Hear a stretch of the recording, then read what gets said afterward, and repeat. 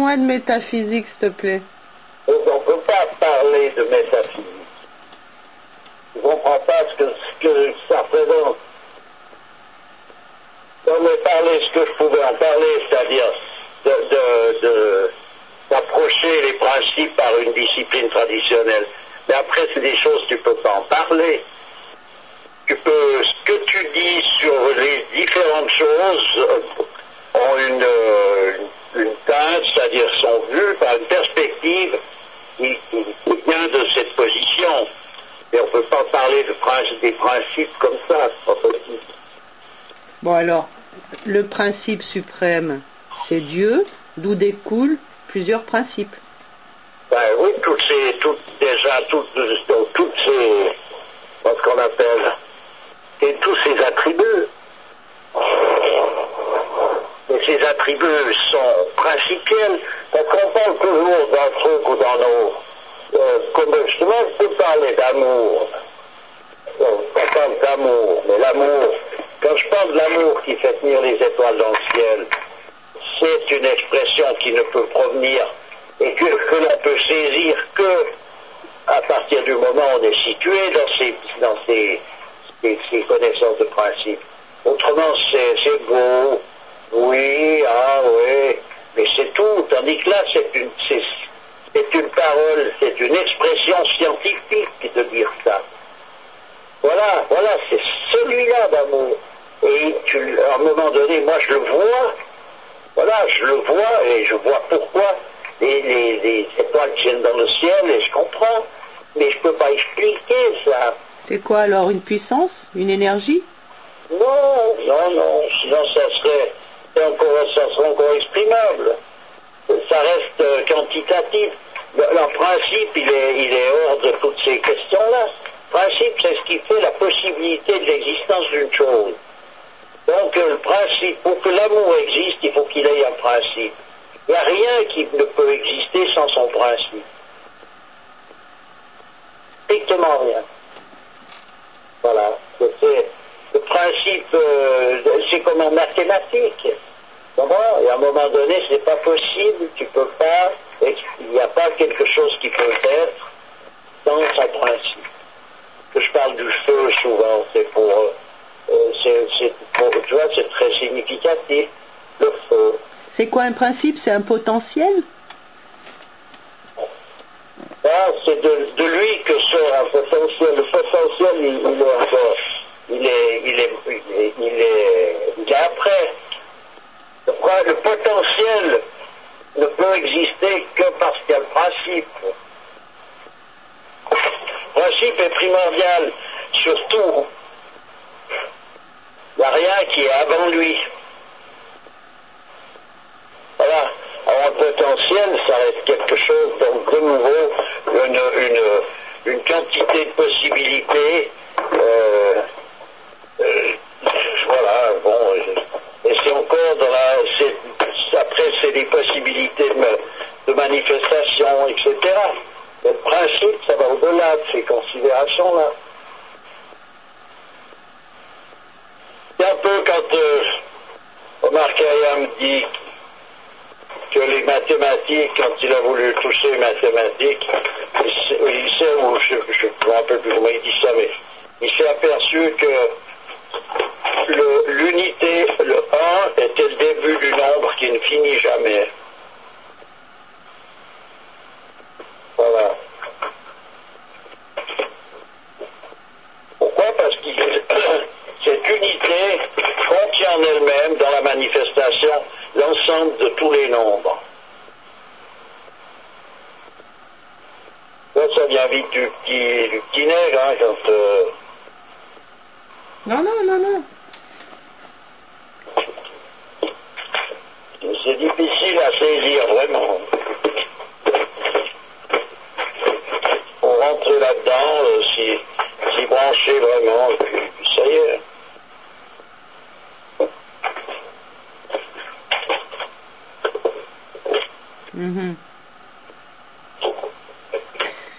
Donc le 1, c'est le principe universel, c'est Dieu, d'où découlent tous les principes qui sont la multiplicité. parce que le 1, c'est déjà une manifestation.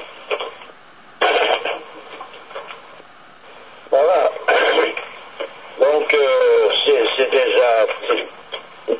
Dieu, il est pas... C'est pas une manifestation.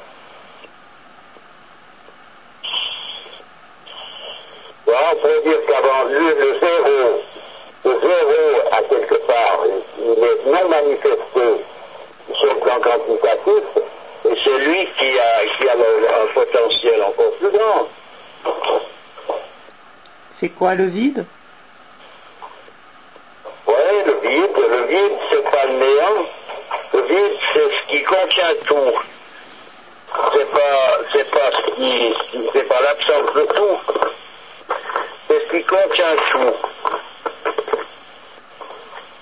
Et c'est trop difficile à cerner comme ça, parce que je vois bien, en disant ce que je viens de dire, ça représente de nouveau une quantité. Comme s'il y avait une quantité de choses qui étaient incluses dans ce vide. Mais c'est pas ça.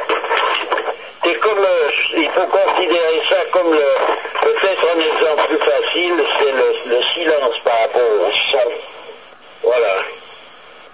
Les sons, c'est du silence manifesté. Voilà l'expression qui colle vraiment bien. Tu vois? Ouais. Voilà. Un son, c'est du silence en fait, mais manifesté. Et non manifesté, c'est le silence.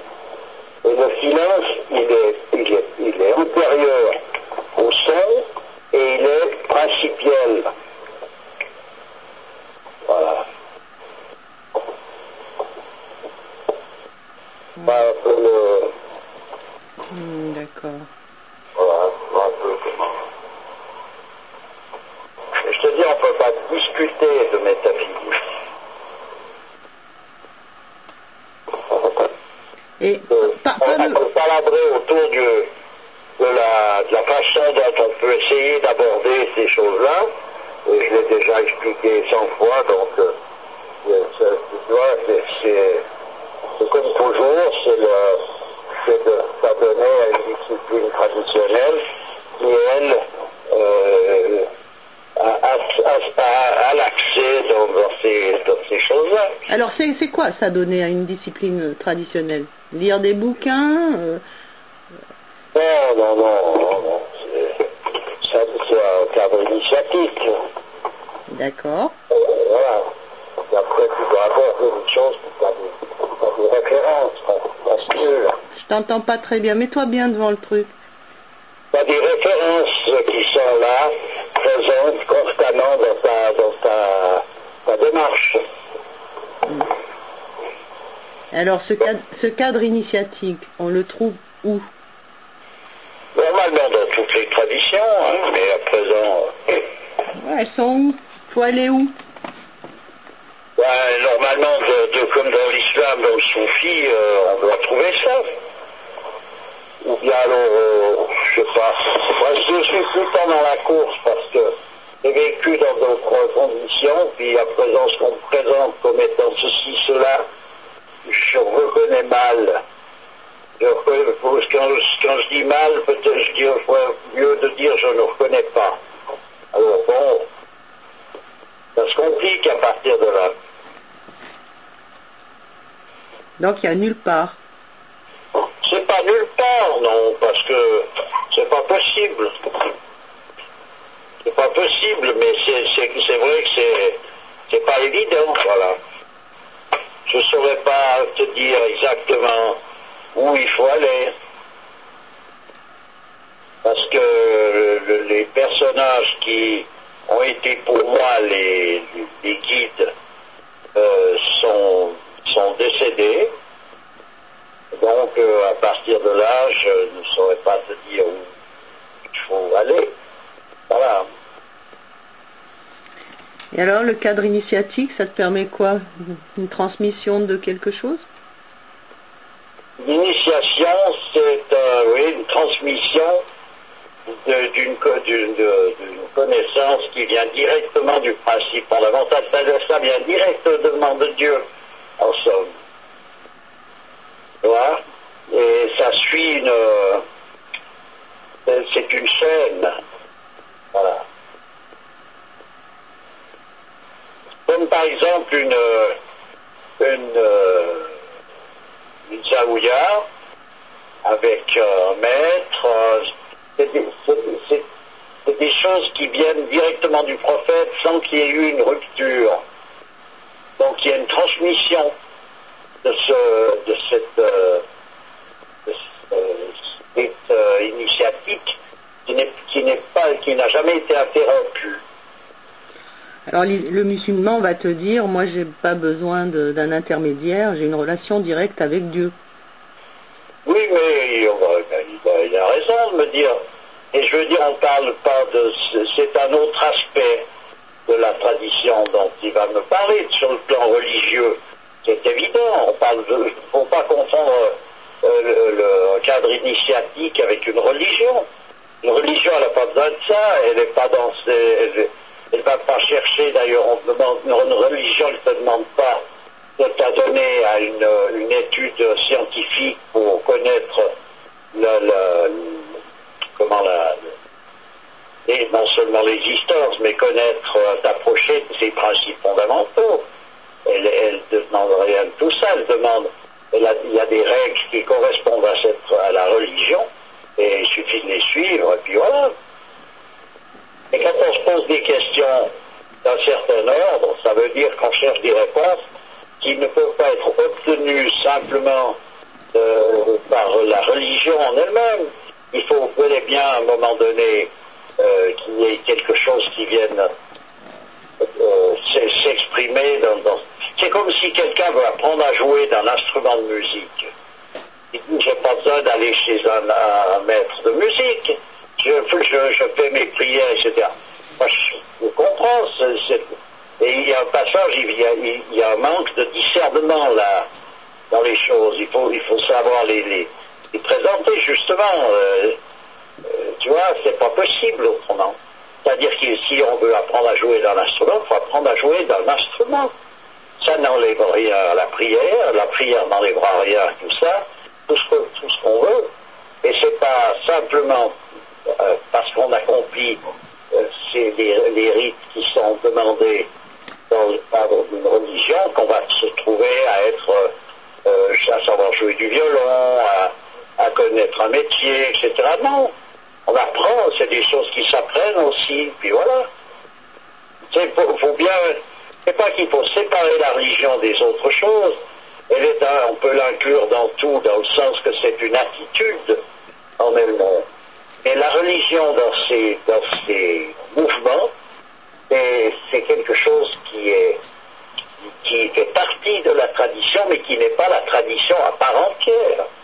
Mais là, en l'occurrence, on t'apprend pas à jouer du violon, on te donne une clé pour ouvrir des portes. C'est quoi exactement? Moi, si je dis ça, c'est par analogie, parce qu'autrement, on rentre dans des explications qui vont être... il y a un passage, les explications s'arrêtent. On ne peut pas exprimer l'inexprimable, alors on l'exprime que par des symboles. Alors là, en l'occurrence, j'utilise le symbole de l'analogie, et je dis voilà, ce qu'il faut bien saisir, c'est que celui qui me dit qu'il n'a pas besoin de ci parce qu'il a un rapport direct, je suis tout d'accord, et je veux dire par là, on parle pas du même, on n'est pas sur le même plan. Ce qui veut dire que c'est après un dialogue de sourds.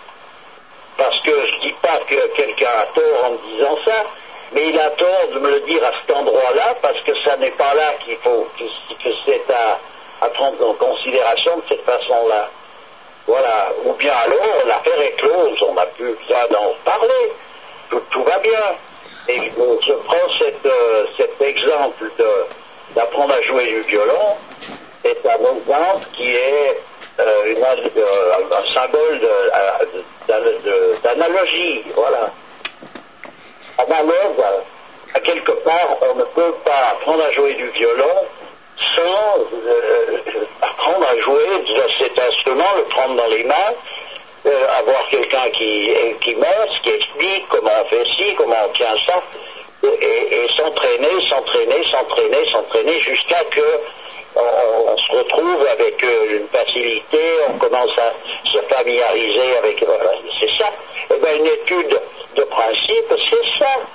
Moi, je sais que quand j'ai commencé à me pencher sur tout ça, parce que ça faisait partie de ma vocation, en quelque sorte, le peu que j'ai pu aborder, j'ai passé 15 ans dans des conditions de vie monastique, c'est-à-dire où j'étais concentré sur ce que je devais,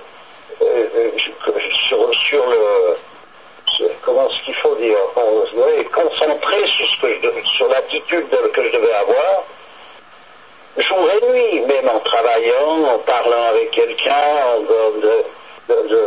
n'importe où, n'importe quand. C'est ça, c'est qu'à un moment donné, tu lâches pas le fil.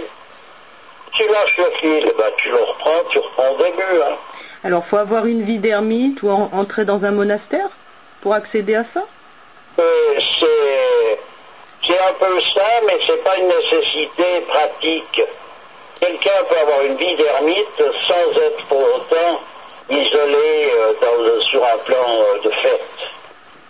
Un homme comme Guénon, qui a écrit des choses merveilleuses et qui est un homme de prière et qui vivait effectivement une vie pas d'ermite carrément, mais je veux dire, il ne pouvait pas se le faire distraire de sa position, il était dans une prière constante. Là, il a dit beaucoup de choses en étant dans une taverne, dans un brouhaha impensable, et sur un bord de table, là, il écrivait. Il était beaucoup plus isolé là que souvent dans un lieu silencieux. Donc c'est un état interne en fait. Ah ben, bien sûr, de toute façon, qu'est-ce qu'il peut y avoir d'externe? Attends.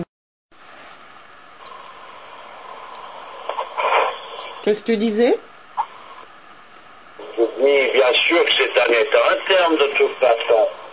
Voilà, mais simplement je veux dire par là que dans la manifestation extérieure des choses, ça peut, pour suivant qui être le fait d'être enfermé, cloîtré dans un lieu sacré ou dans un monastère ou d'être dans n'importe quelle situation. La situation la meilleure pour l'homme, c'est celle dans laquelle il se trouve. Donc, à partir de là, d'aborder une étude de cet ordre-là, il n'y a pas de lieu particulier qui se permette, qu'ici, puis d'autres qui ne vont pas. C'est une disposition du personnage. C'est un petit peu, je reprends l'analogie parce que c'est le seul endroit où on peut faire un exemple qui peut être compris. J'en reviendrai à la musique. Pour avant d'apprendre à jouer d'un instrument et de jouer, c'est intéressant de connaître, et c'est nécessaire d'avoir en quelque sorte ça comme disposition. C'est-à-dire que si tu n'as pas ça comme vocation, tu vas faire du bruit, tu vas gratouiller sur un truc pendant X temps, puis jusqu'à te dégoûter, toi et ton voisinage. Donc c'est pour ça qu'on n'est pas un truc pas fait pour tout le monde. Puis voilà, c'est pas pour tout le monde la même chose à cet endroit-là. Mais ça ne discrédite pas celui qui ne peut pas aborder ça. Hein. Il y a des gens qui n'ont pas le sens de la musique, qui ne peuvent pas jouer d'un instrument, ils ne sont pas disqualifiés en tant qu'hommes, ils n'ont pas cette disposition. Voilà. Alors, toucher les principes d'une tradition et s'en approcher, c'est une disposition particulière. Voilà. On peut être à côté de ça quelqu'un de tout à fait commun, je veux dire, qui n'a rien d'exceptionnel dans l'apparence des choses, qui vit comme tout à chacun, il peut vivre, voilà. Mais il a cette disposition et il ne peut être bien et ne peut comprendre les choses qu'à partir de là. Voilà, il y a des chemins différents dans le sens. Quand on dit tous les chemins mènent ici, il y a des fois de chemins. Mais on parle de quoi? C'est quoi un chemin? De quoi s'agit-il? Alors, il y a des positions, il y a des personnages qui de la montagne, je reprends toujours des images parce qu'il n'y a pas d'autre possibilité. Depuis le bas de la montagne, ils gravissent lentement, tranquillement pour arriver au sommet. Alors il faut qu'ils fassent le tour de toutes ces choses-là pour comprendre. Alors il faut qu'ils comprennent toute cette multitude de choses pour pouvoir monter graduellement. Et il y a d'autres personnages qu'il faut qu'ils soient au sommet tout de suite pour pouvoir comprendre tout ce qu'il y a justement avant d'y arriver. C'est ça. C'est-à-dire que, par exemple, je sais que pour mon compte, je ne comprendrai rien à ce que c'est qu'une religion, une morale quelconque, un rituel ou quoi que ce soit, que si je n'avais pas pu aborder les principes. Moi, les explications qui sont données dans un cadre religieux par des gens qui sont très compétents dans la matière, qui ont une attitude qui est tout à fait correcte là-dedans, ça ne me dit rien. Toutes ces paroles ne me disent rien. Ça ne me dit rien du tout. Voilà. Comme ça, parce que je peux les interpréter de multitudes de façons. Voilà, c'est tout. Et puis les interpréter à bien de force, parce que de toute façon, c'est Dieu qui l'a dit, donc c'est vrai, donc c'est beau. Je suis d'accord, mais ça ne donne pas la compréhension de ce qui a été dit. Tu vois, par exemple, dans les religions, on va te dire que la religion vous ordonne d'y croire, en somme.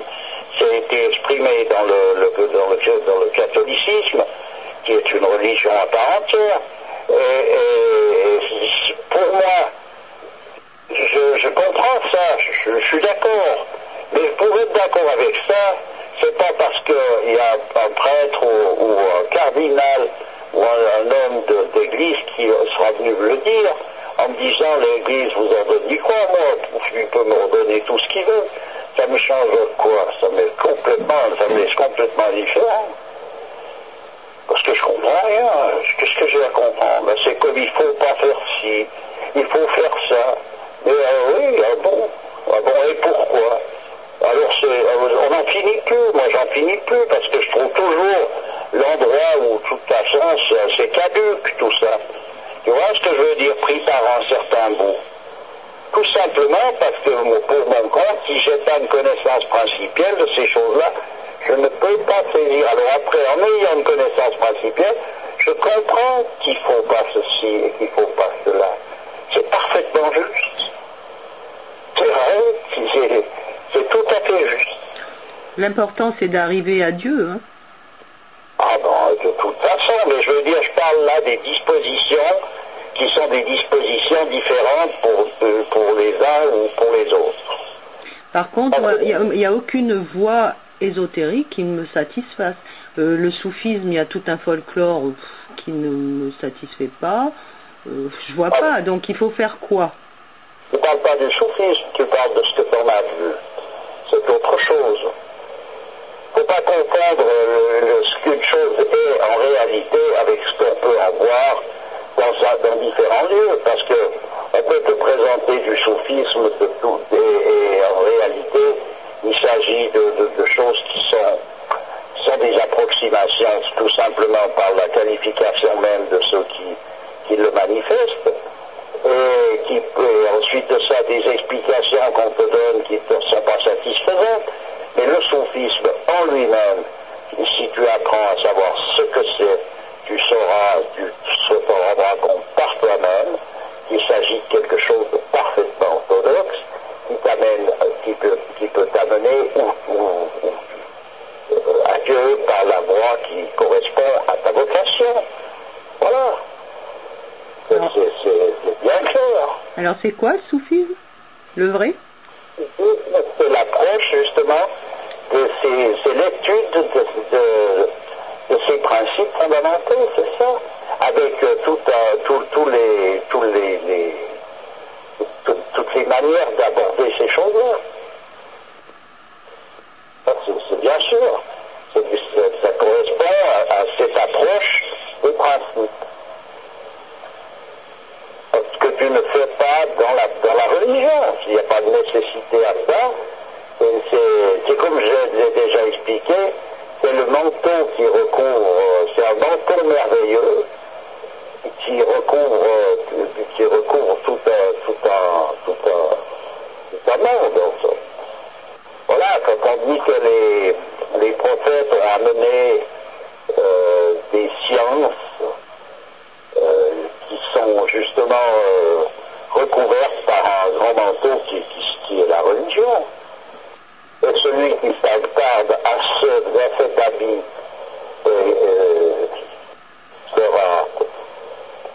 peut être en pleine satisfaction de ça. Tu es en train de me dire que la religion, c'est l'aspect superficiel. C'est ce que j'entends, moi. C'est mal compris, alors, ou je m'explique pas. Ça n'a rien à voir.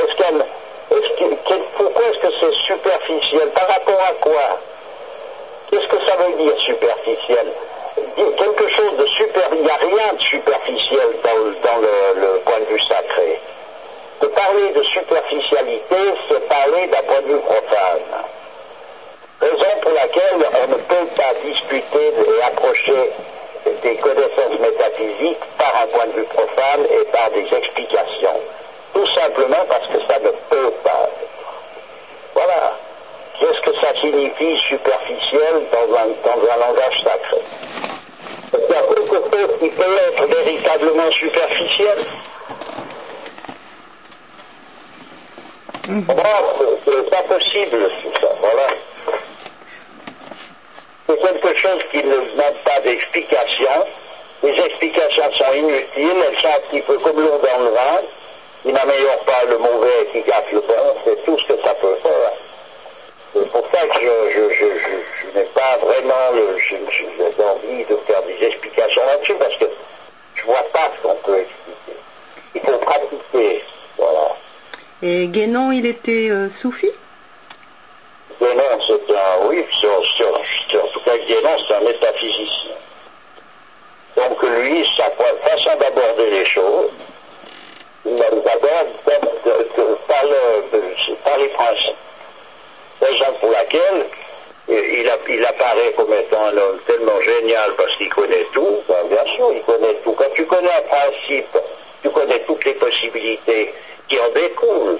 Où tu reconnais ce principe à travers toutes les possibilités qui viennent de lui dans n'importe quelle situation. C'est pas compliqué. Hein. Et par quelle initiation il a accédé à ça?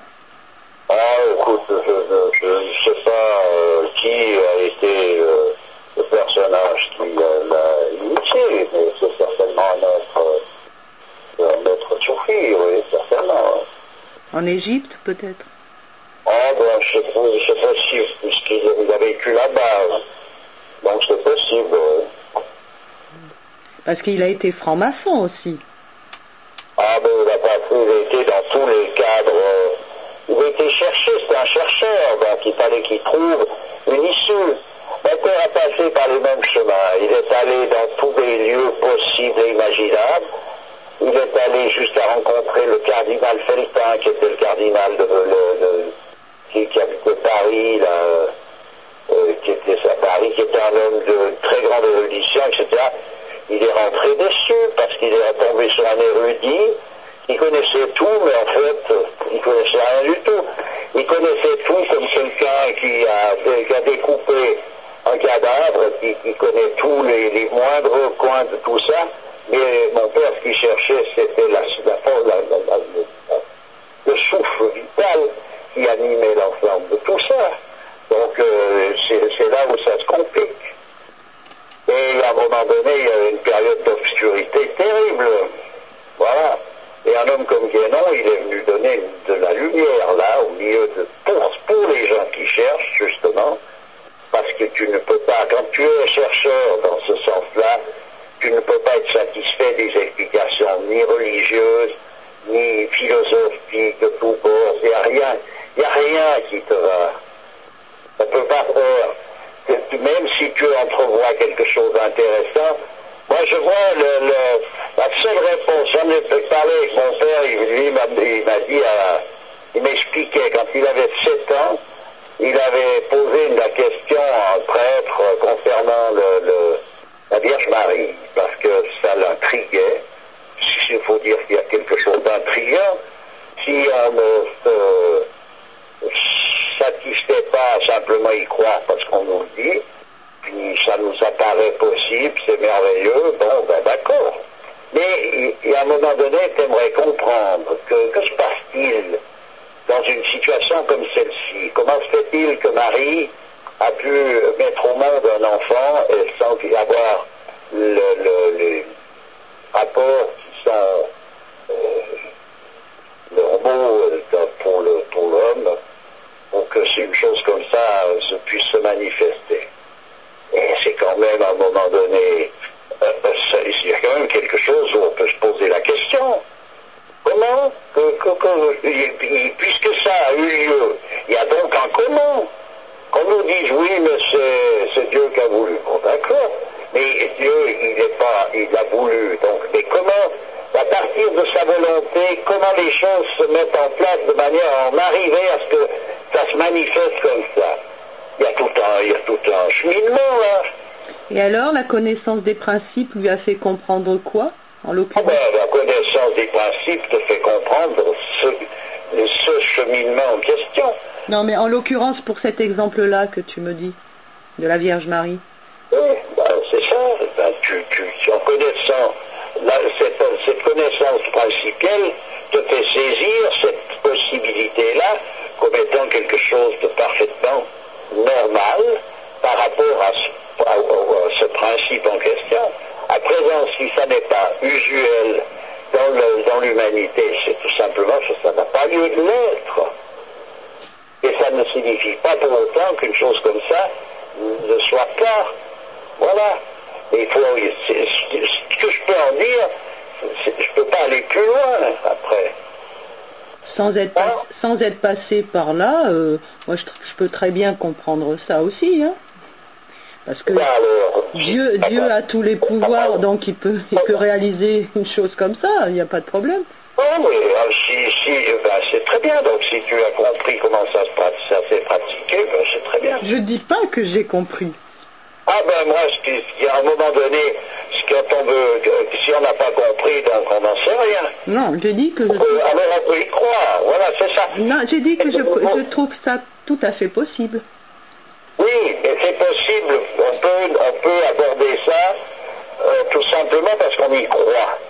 Alors y croire, c'est quelque chose, et celui qui croit, il n'a pas besoin nécessairement d'autre chose. Mais un personnage comme moi, par exemple, moi je ne suis pas un croyant. Moi. Je veux dire dans le sens que je crois comme ça, tout simplement parce que je crois, puis je ne sais ni pourquoi ni comment, mais je crois. Moi, il faut, à un moment donné, je suis dans l'obligation de savoir quelque chose. Voilà. C'est un peu comme on dit Saint Thomas, il croit que s'il le voit, tu vois. Mais c'est pas terre-à-terre ce que je veux dire. C'est qu'il faut que je comprenne comment les choses peuvent se produire. Moi, je sais que tu es un très grand croyant, donc ces principes, ces connaissances de principes t'ont amené à croire. Ah ben oui, bien sûr. Et puis il faut y croire pour aborder ces principes déjà. Mais simplement, cette croyance n'a pas la forme d'une croyance où on accepte tout sans condition. Moi, je ne sais pas comme ça que ça marche. Hein. Moi, il faut absolument que je puisse saisir un emplacement. Il faut que je me mette comment on dit ça, en phase. C'est pas possible autrement. Je n'y arrive pas. Voilà. Attends 2 secondes. Et cette démarche de vouloir absolument comprendre pour arriver à croire vis-à-vis de Dieu, tu crois qu'elle est... C'est une démarche... C'est lui qui nous l'impose, hein, à partir de là. Comment? J'ai pas compris. C'est lui qui nous l'impose. On se poserait sur la question. Comment?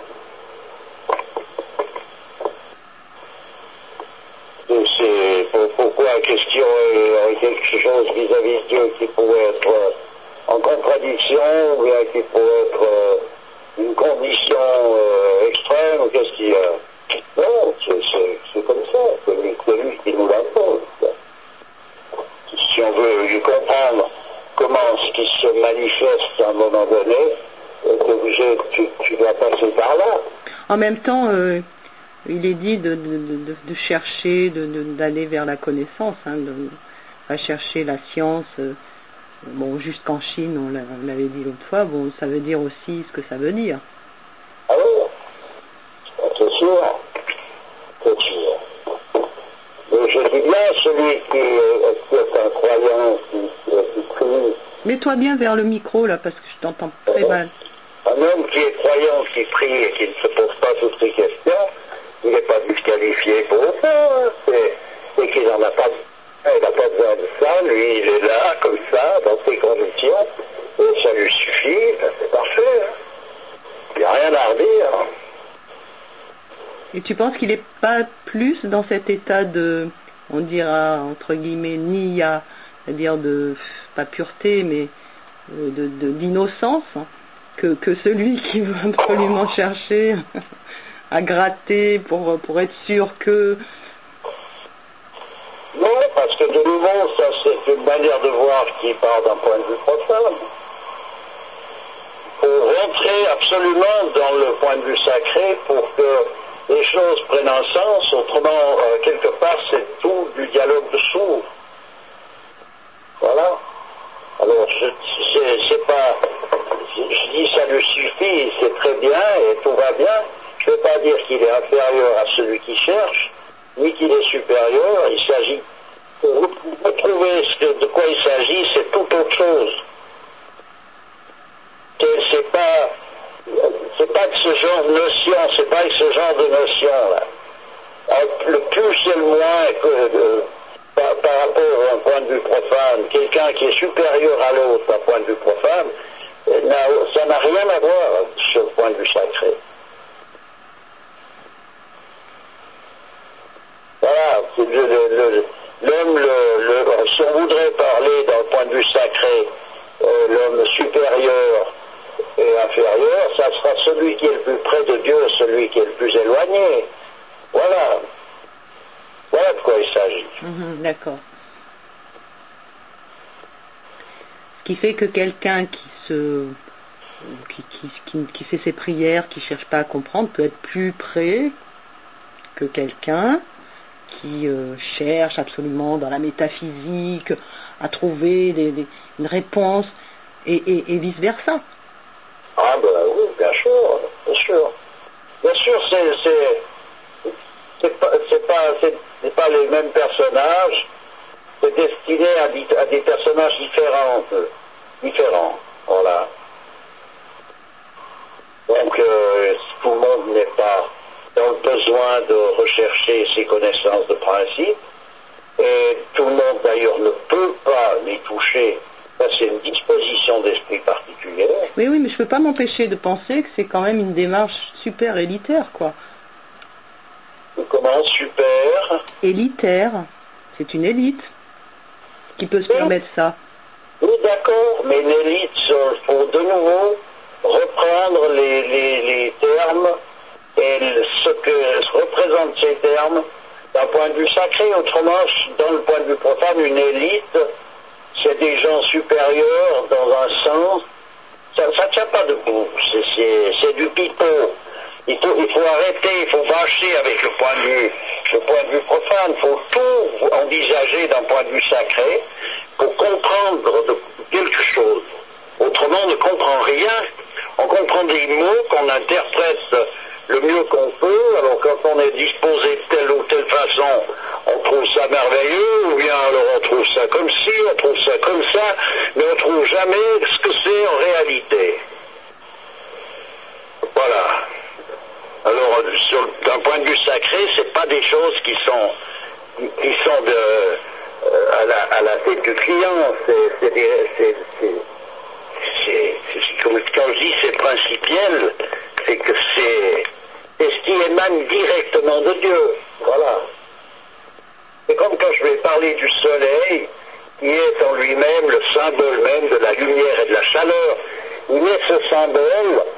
Il n'est pas la lumière et la chaleur en tant que tel, mais il est à quelque part dans la manifestation, dans le sens que ce qui est représenté dans la manifestation pour l'ensemble de l'humanité sur cette terre, qui est la lumière et qui est la chaleur, c'est le soleil.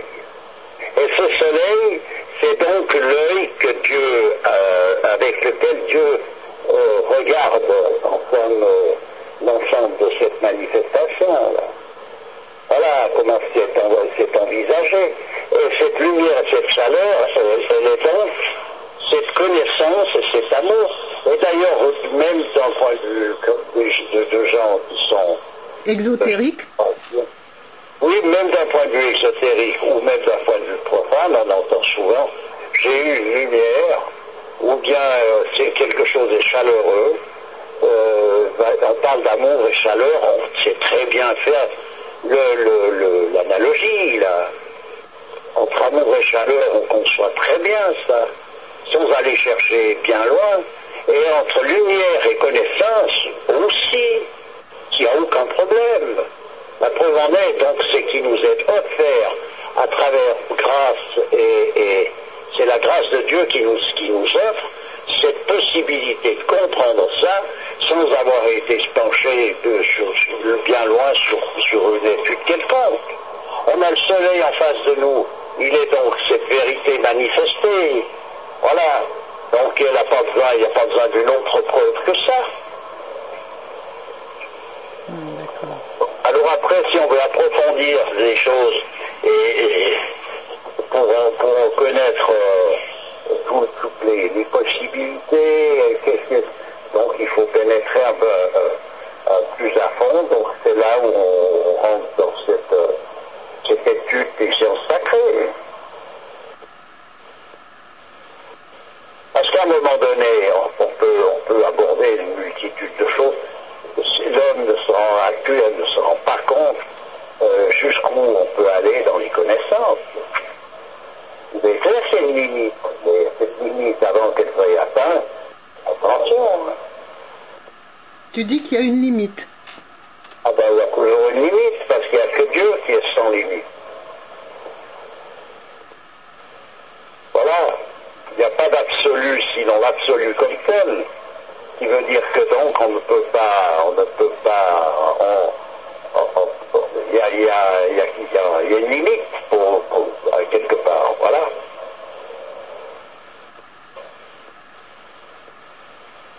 Que certains soufis ont dépassé, parce qu'il y a des soufis qui ont dit, quand ils ont dit je suis Dieu. Ah oui, ben c'est ça. Alors là, c'est sûr, mais le personnage, l'individu a disparu, lui. Il est comme le chien au pied de son maître. Voilà, mais c'est pas l'individu qui dit je suis Dieu. C'est Dieu qui dit qu'il est Dieu. Donc c'est pas tel et tel qui a été je sais pas où. C'est Dieu qui est là, qui se manifeste. Voilà. C'est pas quelqu'un qui devient Dieu, c'est que c'est Dieu en lui-même qui se présente comme tel. Et le personnage qui était censé être là, il est comme le chien au pied de son maître. C'est sûr qu'il est dit dans un verset, je ne me souviens plus exactement, mais que si on est en accord avec Dieu, il est l'œil avec lequel on regarde, la main avec laquelle on touche, enfin bref. Voilà, il est l'ouïe. L'ouïe, voilà. Et par l'œil, il est la vue. C'est-à-dire ça va plus loin que l'organe en lui-même. Il n'est pas l'oreille, il est l'ouïe. Bon, c'est donc qu'il est la totalité de tout, là. Il n'y a rien, en fait, si on veut aller pousser assez loin le bouchon, il n'y a rien d'autre que lui. Voilà. Il n'y a rien d'autre que lui. C'est pour ça qu'il est bien clair qu'il n'y a pas d'absolu sinon l'absolu, il n'y a pas de Dieu sinon Dieu, et il est seul et unique. Bien sûr, de toute façon, il n'y a rien d'autre que lui. Et il est partout. Il peut même aller se loger dans la carie d'une dent de... La foi peut aller se loger juste dans la carie de la dent d'un cochon. C'est ce qui est expliqué dans le cadre de l'islam. Oui, donc, ça laisse des portes ouvertes, hein, quand même. nous parle de lieu, ceci, puis on n'est pas dans les bonnes conditions, parce que si, parce que là, je sais pas, moi. Peut-être.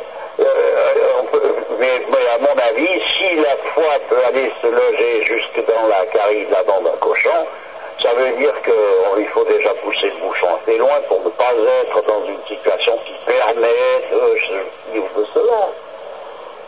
Voilà. Mais à présent, si quelqu'un n'a pas une disposition particulière pour étudier les sciences sacrées par un bout, il n'y a aucune raison que ça lui apparaisse et qu'il ait à sa portée qu'il ait un lieu ou quelqu'un qui va l'amener à ces connaissances-là, puisqu'elles ne sont pas pour lui.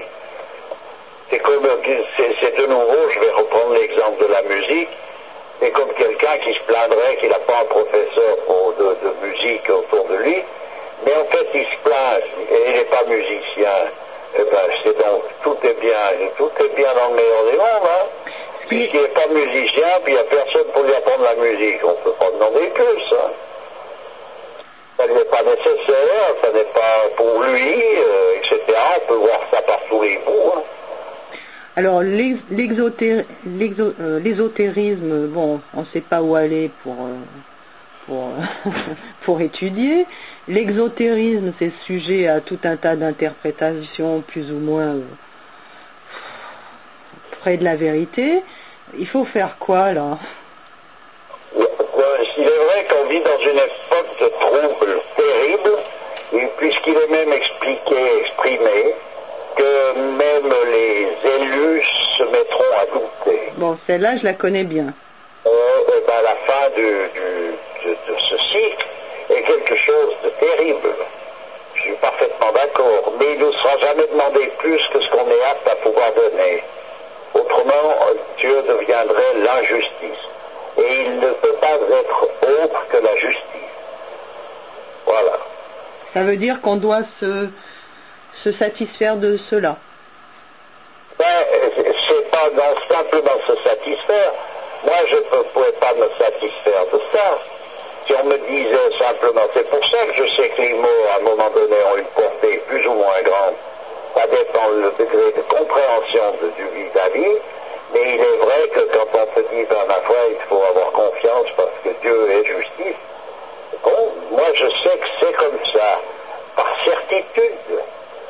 Je n'y sais pas que j'y croie, parce que la partie en moi qui peut croire, ça me paraît être une partie plus sujette à des fluctuations. Là, je parle simplement d'une certitude, parce que ça ne peut pas ne pas être comme ça. Voilà, c'est quelque chose qui ne peut pas ne pas être comme ça.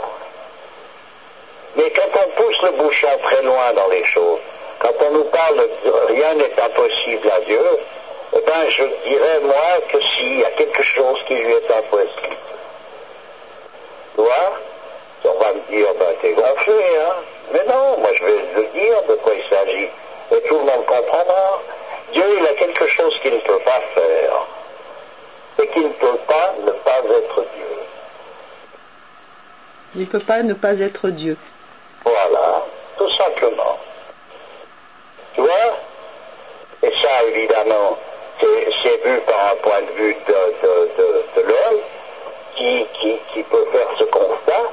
C'est une réalité. Dieu ne peut pas ne pas être Dieu. Mais ça ne veut pas dire que tu connais Dieu mieux que lui, hein. Attention, ne pas confondre. Je dis, tu peux, en tant qu'homme, arriver à cerner toutes les choses, y compris le fait qu'il existe donc une impossibilité pour Dieu, c'est de ne pas être Dieu. Ouais.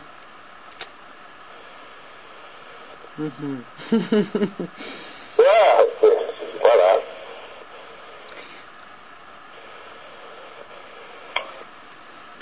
Bah écoute, hein, t'as quelque chose à rajouter? Il faut toutes les paroles, il faut les considérer comme des symboles, parce que pour exprimer l'inexprimable, c'est pas possible. Par exemple, raison pour laquelle je disais tout à l'heure que je ne peux pas parler de métaphysique ou discuter de métaphysique, c'est pas possible, voilà, parce qu'on ne peut pas exprimer l'inexprimable. Par contre, une chose inexprimable, c'est donc un mystère, mais un mystère, c'est donc pas quelque chose d'incompréhensible, mais d'inexprimable. Donc pour comprendre, c'est une démarche. C'est pas une explication, c'est pas une façon, comme on va à l'école, où on se remplit avec une explication, où on ne comprend rien, mais on emmagasine la chose, puis on la remet en pratique dans certaines situations. Là, il faut comprendre. C'est une expérience, en fait, si je comprends bien. Voilà, c'est une expérience personnelle. Personne ne peut faire l'expérience à la place d'un autre. Ok, ben je crois qu'on a bien compris, là. Hein. Voilà, autrement, tu penses bien qu'un personnage comme le prophète, qui avait pu faire l'expérience à la place d'autres hommes, il l'aurait fait spontanément, avec la générosité qu'il pouvait avoir en lui, qui dépassait toutes les mesures possibles, il aurait pris sur lui l'ensemble de tout ça, il aurait fait l'expérience pour tout le monde, donc il n'y a plus personne qui avait besoin de faire quoi que ce soit. C'est pas possible, tout simplement. Ben écoute, je te remercie. Ben, de rien. Au revoir. De